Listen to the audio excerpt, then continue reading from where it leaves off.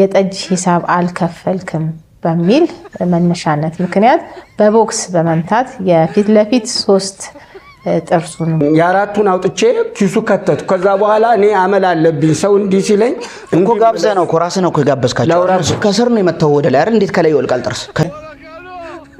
አቤታው ደርሶታል? አዎ ደርሶኛል። እሺ ያው ቢደርሶትም እኔ አነብሎታለሁ። ተከሳሽ ዳር 24 ቀን 2017 ዓ.ም ከምሽቱ 12 ሰዓት በሚሆንበት ጊዜ ልዩ ቦታው ቀጨኔ ተብሎ በሚጠራበት አካባቢ በሚገኘው ማሪ ጠጡ ጠጅ ቤት ውስጥ በጠጅ ገጭነት የሚተዳደርና የግል ተበዳይ የሆኑትን አቶ ትግስቱ ቢጠናን የጠጅ ሂሳብ አልከፈልክም በሚል መነሻነት ምክንያት በቦክስ በመምታት የፊት ለፊት 3 ጥርሱን በማውለቅ ታስቦ የሚፈጸም ከባድ የአካል ጉዳት ወንጀል ድርጊት ፈጽመዋል የሚል የቀረበ ክስ ነው። የማስረጃ ዝርዝርም የሰነድ ማስረጃና የሰው ምስክሮች ቀርበዋል። ክሱን ተረድተውታል? አዎ በሚገባ። ድርጊቱን ፈጽመዋል? ክሱን ይቃወማሉ? ክሱን አልቃወምም፣ ድርጊቱን ግን በፍጹም አልፈጸምኩም። ጥሩ።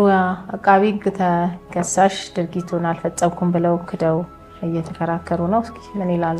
እሺ አመሰግናለሁ። የተከበረው ችሎት ያው ቀደም ሲል ችሎቱ እንዳብራራው ተከሳሽ በህዳር 24 ቀን 2017 ዓ.ም ከምሽቱ 12 ሰዓት በሚሆንበት ጊዜ በጉለሌ ክፍለ ከተማ ወረዳ 4 ልዩ ቦታው ቀጨኔ ተብሎ በሚጠራው አካባቢ በሚገኘው ማሪ ጠጡ ጠጅ ቤት ውስጥ የግል ተበዳይ የሆኑትን አቶ ትግስቱ ቢጠናን የጠጅ ሂሳብ አልከፍልም ብለሃል በሚል ምክንያት በቦክስ ፊቱ ላይ በመምታት 3 ጥርሱን እንዲወልቅ አድርገዋል በሚል ታስቦ የሚፈጸም ከባድ አካል ጉዳት ወንጀል ድርጊት ፈጽመዋል በሚል የቀረበ ክስ ነው።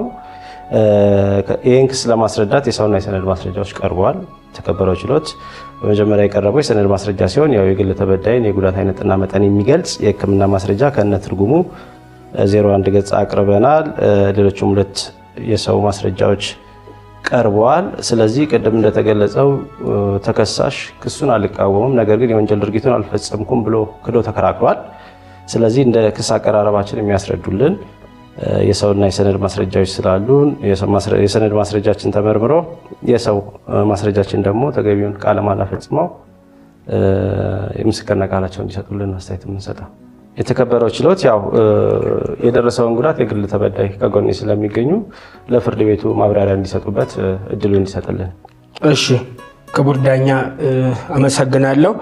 የግል ተበዳይ ትግስቱ ቢጠና ባላለው እንግዲህ እኔ ጠጅ በተለያዩ ክፍለ ከተሞች፣ ወረዳዎች፣ ቀጠናዎች እየዞርኩ እጠጣለሁ። ለምን ከምግብ ይልቅ ጠጅ በጣም እወዳለሁና ጠጅ ቤት ተመረቀ ተከፈተ ተተባለ ትግስቱ መጣ ነው የምባለውና እገኛለሁኝና እጠጣለሁ። የዛለት ግን እዛ ቀጨኔ አካባቢ